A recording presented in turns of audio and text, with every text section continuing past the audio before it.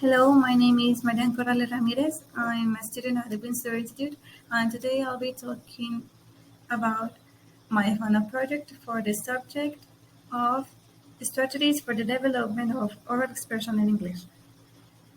The main thing I'll be treating today is television as the leading cause of violence in today's society. I would like to start off how is television violence created. Now we have that obviously television producers will produce more TV series or programs because people are demanding them. So if there are some series that contain violent scenes and people like them, producers will take this as a target because they are making money by it. So as people like them, they will produce more series like this so that people can be happy and they can have more profits, no matter what the consequences of watching this kind of series can cause on people. Another way so that this violence can be created if or is by the way of how some people in the media act or express about something or someone. I mean, nowadays are so many teenagers that follow actors, influencers, or singers. So if their idol says something bad about some situation or some people because of their religion, their ethnicity, or anything, people who follows them will take this as a true thing because obviously they will support the main idols and they will believe what they say.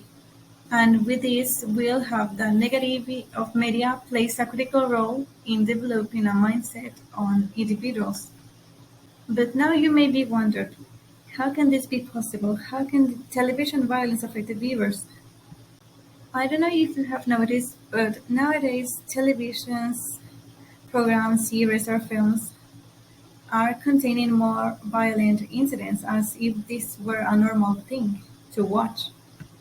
Series are more often to have this kind of violence, making so that people will take them as a normality in their lives too.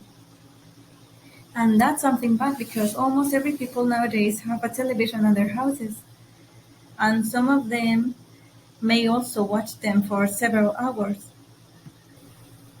provoking then a big impact in their minds. But this cannot all just affect older people. It can affect also children because mostly of the programs that they see contain some kind of violence acts. And we all know that people, children people, always copy what they see, so they learn by it. So if they see that a main character of a cartoon or their favorite character is making something bad, they eventually will try to copy them because they are the adults too, thinking that their actions will not be punished as in the cartoon they are watching, and copy whatever is on screen, whether it is a bad or a good thing. And as a way to demonstrate this, we have data from the National Institute of Mental Health in 1982, who had identified these major effects of violence television in children. Uh, as a first thing, we have the children may become less sensitive to the pain of others because, as I said, children's cartoons always portray the main characters are humorous characters that they make some jokes or violent acts to others and they are not being punished by it. So they will eventually behave in aggressive ways towards others because that's what they see on television. And because the victims in their cartoons doesn't demonstrate any pain or harm. What's more, children may be also be more fearful of the world because they would think that what they see in their cartoons maybe is real or could happen to them. And this also can cause children to have an antisocial behavior so that they don't have the same tragic end as the characters. But this is not only a thing that affects children people, it also affects older people. Because data from a study by the ABC network to young male felons obtained that 34% of young felons interviewed had consistently imitated crime techniques learned from television programs. So if a children who hasn't developed his mind yet can copy what he or she sees on television, how can an older people who has their mind developed cannot do the same? Let's think by it. If something could happen in a series, how could this not happen in real life? People um, copy what they see on television because they see them in there. And if it could be possible in some fictional world, how cannot this be possible in real life? If they could have make it, how can I don't be able to make it as well?